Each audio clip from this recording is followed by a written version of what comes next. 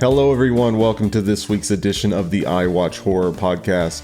As always, I am your host Matt, and today we have news on a Weapons prequel, The Conjuring Last Rites destroying the box office, and a Tim and Eric horror film. Plus, there are a ton of new releases this week. Before we get started, be sure to like and rate the show. If you're listening on YouTube, subscribe for all kinds of great horror content. Alright, let's get to it.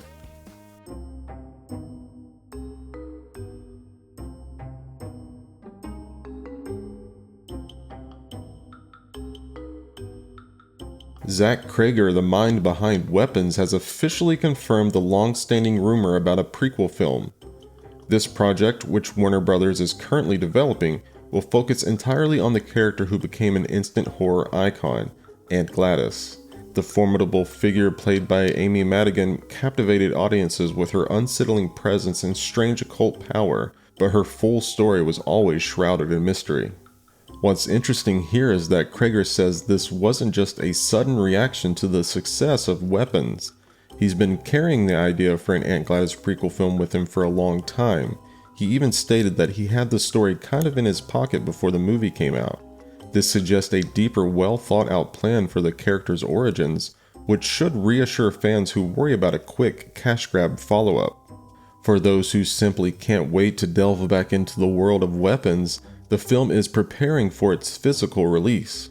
Following its digital debut, the movie hits 4K, Blu-ray, and DVD on October 14th. So if you want a refresher on what exactly made Aunt Gladys such a terrifying highlight, you won't have to wait much longer. The question now is, how much of the enigma will an origin story truly reveal? And now we turn our attention to the ongoing spectacle that is the box office, specifically within the horror genre, where the story this year has been one of a slow but steady coronation. For a time, it seemed like the critically acclaimed original horror thriller Sinners was going to hold the crown for 2025. It had a remarkable run, ending its theatrical showing with a massive worldwide gross of $366 million. It was a huge win for an original concept with a great performance domestically. But that reign has now come to an end. The numbers are in, and The Conjuring Last Rites has officially become the highest grossing horror film of the year. As of the latest reports, Last Rites has climbed to nearly $400 million globally, a substantial leap over Sinners' total. Breaking that down, it shows a significant international appeal for the latest chapter in the Warren story, pulling in about $249 million from international markets, compared to its $151 million domestic haul. The newest Conjuring film hasn't just dominated the 2025 landscape, it's also now the most successful entry in its entire franchise. It has surpassed the previous record holder, The Nun, which finished its run with a global collection of $366 million. It appears that even as the overarching Conjuring universe narrative continues to expand, the core entries featuring Patrick Wilson and Vera Farmiga remain the undisputed champions for audiences worldwide. Shifting gears, let's talk about the future of a recent show that has certainly captivated a lot of horror and sci-fi fans. The discussion around a second season of the FX series Alien Earth is officially heating up. Showrunner Noah Hawley, the creative force behind this new chapter in the alien mythology, has confirmed that there are already conversations happening with the network regarding a renewal. Hawley says the global success of the first season has been very encouraging, which is about as good an indicator as you can get in the television business. The key thing to keep in mind here is that this was never meant to be a one-off story. Hawley revealed that the series was conceived from the beginning as a multi-season arc. He has a massive story he wants to explore, which makes sense considering the show is attempting to place an alien event firmly on Earth, navigating all the timeline constraints and corporate intrigue that come with this world. While there's no official greenlight or timeline for production, the groundwork is certainly being laid. It seems the network, which has a track record of being very intentional about its high-budget projects, is simply being deliberate in its decision-making process. The fact that Hawley and the creative team already have that multi-season blueprint means that once FX gives the word, they should be ready to move quickly. For fans who were left with that finale cliffhanger, it's a promising sign that the story of synthetic beings, corporate rivals, and of course the perfect organism is far from over. In related news, the FX series Alien Earth, which has been unfolding on Hulu, is getting a premium physical release for its musical backbone. The company Mutant, known for its high-quality soundtrack pressings, is partnering with FX and Hollywood Records to bring composer Jeff Russo's score to vinyl. Russo, a frequent collaborator of series creator Noah Hawley on projects like Fargo and Legion, crafted a soundscape for the show that needed to be simultaneously fresh and respectful of the franchise's deep musical history.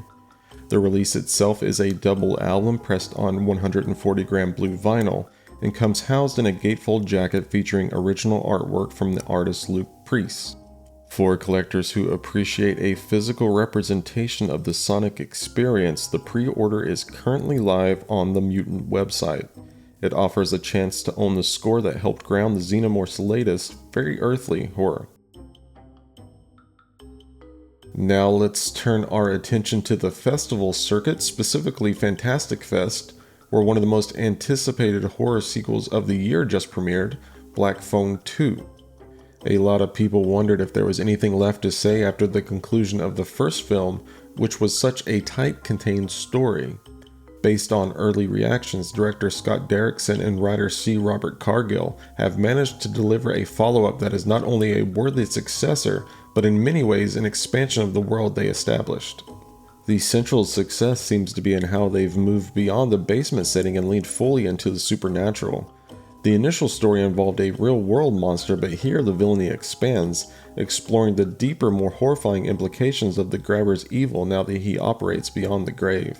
Crucially, the reviews suggest this sequel succeeds because it doesn't lose sight of its core characters. We're talking, of course, about Finney and Gwen Shaw, played by Mason Thames and Madeline McGraw. The cast returns to their roles with powerful performances, capturing the lingering trauma and emotional scars left by their horrific ordeal. The consensus is that the script handles some complex, heavy material, the aftermath of trauma, the supernatural abilities, even theological themes, without ever feeling forced or extraneous. It builds directly upon the characters' existing experiences, proving there was, in fact, more story to tell, and it's a terrifying new chapter.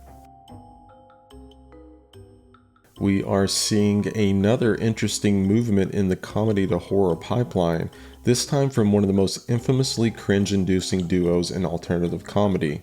Tim Heidecker and Eric Wareheim, the minds behind shows like Tim and Eric Awesome Show Great Job and Tim and Eric's Bedtime Stories, have confirmed they're collaborating on a horror movie script. Heidecker recently discussed the project, providing only one cryptic detail that perhaps tells us everything we need to know about the tone. He described the film as sicker than most people are going to want to watch. For anyone familiar with their brand of surreal, often grotesque and deeply uncomfortable comedy, that statement carries a weight of genuine dread. It suggests they won't just be borrowing horror tropes, they'll be applying their unique, boundary-pushing sensibilities to a genre that thrives on discomfort. Keep in mind, this is a script still in development. Heidecker made a point of noting, "We'll see if it gets made," which is a reminder that even projects with this kind of pedigree face an uncertain road. But the mere possibility of an explicit, feature-length, genuinely disturbing horror film from Tim and Eric suggests that the line between satire and sheer terror is about to get very, very thin. It's certainly a development worth tracking, if only to see how far they are willing to push the audience's gag reflex. And that will do it for the news this week. Links to all of my sources will be included in the show notes.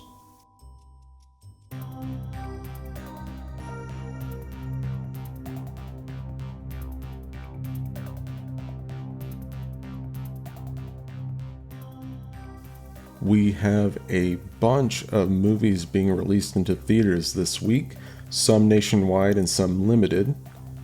First up, Bone Lake. And the synopsis reads, a couple's romantic vacation at a secluded lakeside estate is upended when they're forced to share the mansion with a mysterious and attractive couple. In this darkly hilarious and seductive horror story, a dream getaway spirals into a nightmarish maze of sex, lies, and manipulation, bringing terrifying secrets to life and triggering a bloody battle for survival. Up next, Good Boy. And the synopsis reads, a loyal dog moves to a rural family home with his owner, only to discover supernatural forces lurking in the shadows. As dark entities threaten his human companion, the brave pup must fight to protect the one he loves most. Next, Coyotes. And the synopsis reads, trapped in their Hollywood Hills home, a family fights for survival when caught between a raging wildfire and a pack of savage coyotes. Next, Scared Shitless. And the synopsis reads, a plumber and his germophobic son are forced to save the residents of an apartment building when a genetically engineered bloodthirsty creature escapes into the plumbing system. Up next, Shell. And the synopsis reads, desperate to reclaim her career, once beloved actress Samantha Lake is drawn into the glamorous world of wellness mogul Zoe Shannon, only to discover a monstrous truth beneath its flawless surface. And the last 4 films being released in theaters this week is Scurry. And the synopsis reads, 2 strangers find themselves trapped underground when the city is attacked by a monstrous threat. Badly injured with limited resources, they must navigate a treacherous, narrow tunnel in hopes of finding an exit. For video on demand this week, we have 2 films. First up, VHS Halloween, and the synopsis reads, a collection of Hollywood-themed videotapes unleashes a series of twisted blood-soaked tales, turning trick-or-treat into a struggle for survival. And to close things out, we have Primitive War, and the synopsis reads, Vietnam, 1968. A recon unit known as Vulture Squad is sent to an isolated jungle to uncover the fate of a missing Green Beret platoon. They soon discover they are not alone.